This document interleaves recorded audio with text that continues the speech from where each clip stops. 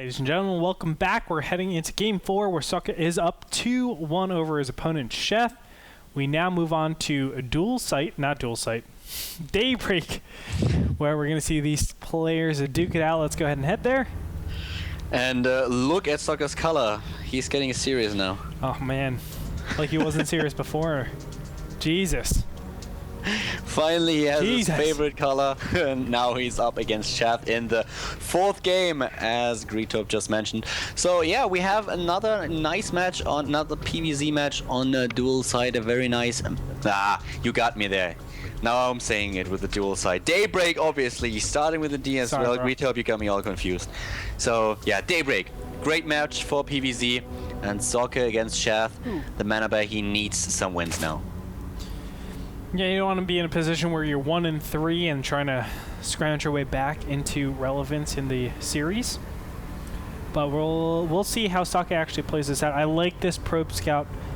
Pylon scouts are, I think, the way to go on this map. Just check out your opponent. I don't think any coin flips are necessary, and from there you can choose: do I have to go for a fast Nexus, or do I have to go for Forge? This time we don't have gas for Sheth just yet. He's on 50 supply. It looks to me a little bit like he tried to build no, there's the pool. But for a second it really looked to me like he was trying to go with the hatch first, which is a little bit weird. Usually you start building your pool at 14 and then go for the hatchery. But well, he builds the spawning pool nonetheless, tries to chase away his opponent's probe. So well, no damage done, everything as it should be. And this time Socke not going for the. This is just odd. On Daybreak he spots a gas and he goes for the Nexus first. Not on Daybreak, on Belcher Beach. On Belcher Beach he spots the gas and he goes for the Nexus first. Now we are on Daybreak and he spots that there is no gas whatsoever, that there's a very late pool and an expansion, and he decides to go for the Forge. That is something that I don't really understand, to be honest with you. Well, I think it's just because the Zerglings come out slightly faster in this case. That's why you need the Photon Gans a little bit earlier.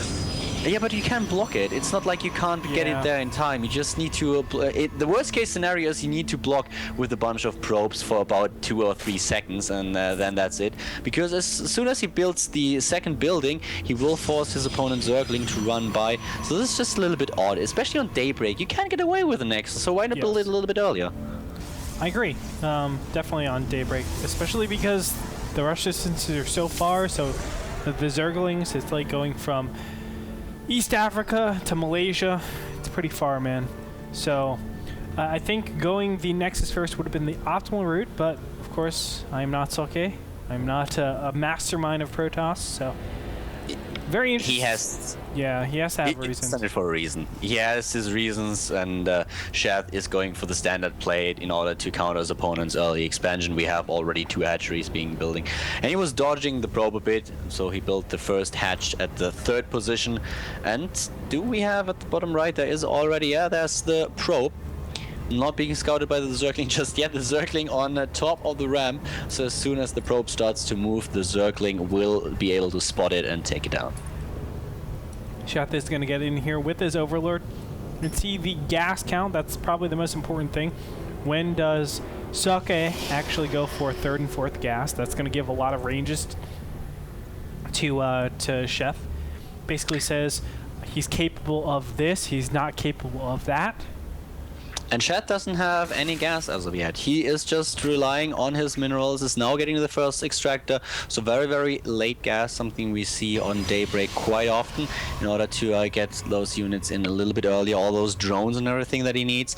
And we have the Stargate transition, which we don't see that often anymore because Zerg players just have been so great at dealing with the Stargate pressure.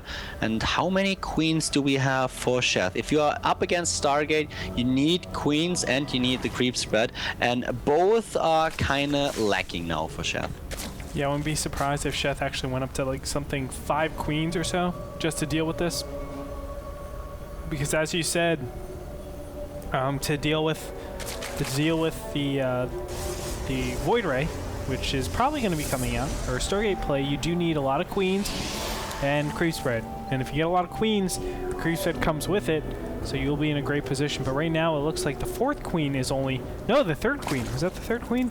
Yeah, the 3rd queen only. So he is going to be behind in that factor. But where he will exceed is going to be the harvester count. The harvester and the income in minerals. He will have so much more than his opponent. So let's see what he does with that. 45 already and getting 8 additional ones. That's a strong count. We have the lead tech now, metabolic boost is on its way. And so far it doesn't really look all that bad for Sheth, except for the fact that he does not have any creep spread towards his 3rd. That's the one thing that I really don't like, because I feel if Socke tries to take down the 3rd now, he's in a very good position to do it. Socke will reveal his Void Ray to the first Overlord over on the left-hand side. This Overlord will see the Stargate, and of course the additional gateways that are coming up here. But what he's kind of looking for, is this going to be a 2-base all-in, or is this just going to be Stargate play and then he goes into a 3rd? And what it looks like right now from Socke is it will just be taking a 3rd directly after this. The first Spore Crawlers are now being built. Building the Spore Crawlers will save him against the incoming air pressure. Not quite sure if that is really the best choice. You also have the +1 attack upgrade being chrono boosted, so he will be able to get some warp gate units in there to make sure that he has some ground support. The 4th gateway is about to be finished, and we have the Hydra list for Socke once again, for Sheth once again. We saw not exactly the same game and the same play, but we saw something similar out of Choya the last time that the two of us casted together, and Sheth went for this timing with his Hydras, and this will work beautiful against Choya. You might see it again against Socke. Yeah, but for that to work, you need a lot of position. We'll see. Yeah. I mean, getting that position is actually very challenging. You see Socke is gearing up to take that 3rd.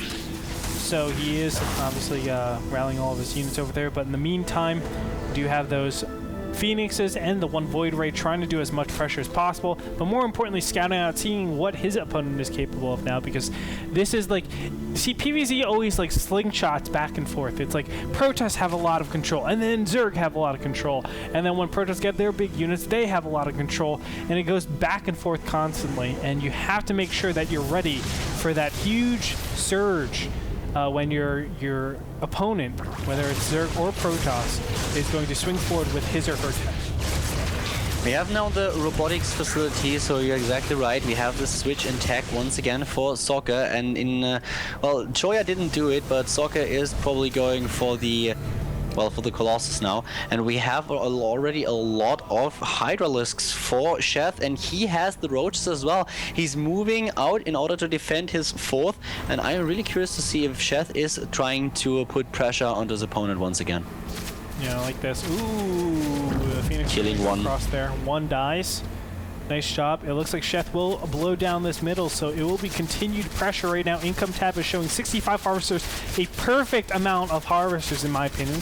Maybe 1 less than the optimal, but still perfect amount, 65 harvesters, and this is going to be a brutally efficient all-in that, I don't know, Socke, he needs position on his opponent if he wants to be able to stop this, but this time around, Socke will know it's coming, and look at that, the units go into position.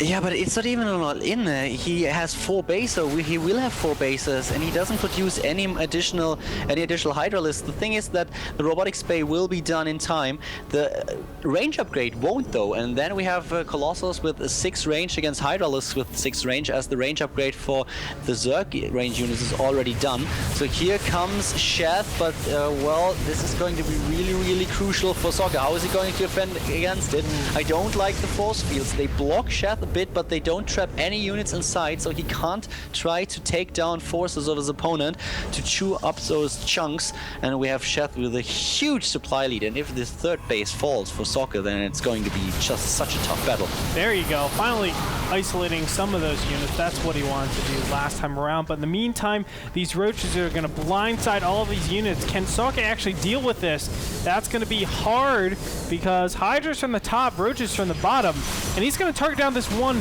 Forge. So all of a sudden, Socke's in a lot of trouble. The Colossus! Be careful! Oh my god!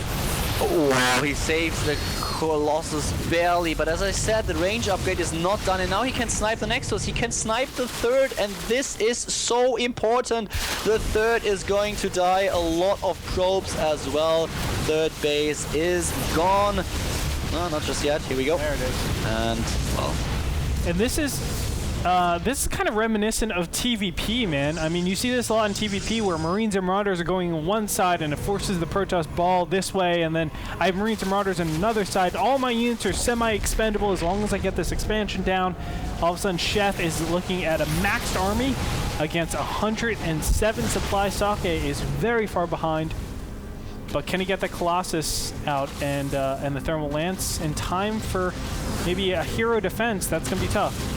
It's going to be really tough. 2 base against 4. Oh, Gretorp, I think this is not going to work out well for Socke. Sheth is about to win this game.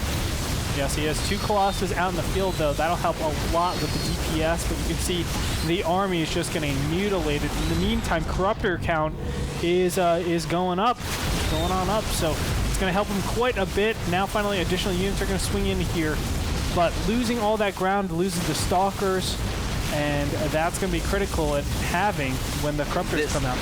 It's just a constant pressure by Sheth right now. He's getting more and more units rally towards his opponent's base. Socke is falling down in supply. He's down to like 70 already, and this is just brutal. Sheth is taking his chance, and this is the same strategy that we saw against Shoya. He's using this timing window when he realizes his opponent starts out with a Stargate play. He gets the Hydralisks, and he knows fully well that if he attacks at the right time, his opponent won't be able to use Colossus against him with all the upgrades that he needs to. So this is a very, very refined build by Sheth. I like it a lot. I do too. And it's going to do it. Now, I mean, Socke really isn't in a position. I know we joked around a little bit. Game 1, it was like, oh, what can Socke do to come back? Really, he's not in a position anymore where he can come back. You can see Zealot Sentry, and now finally Corruptor's out. It's like Colossus LOL. And there it is. GG.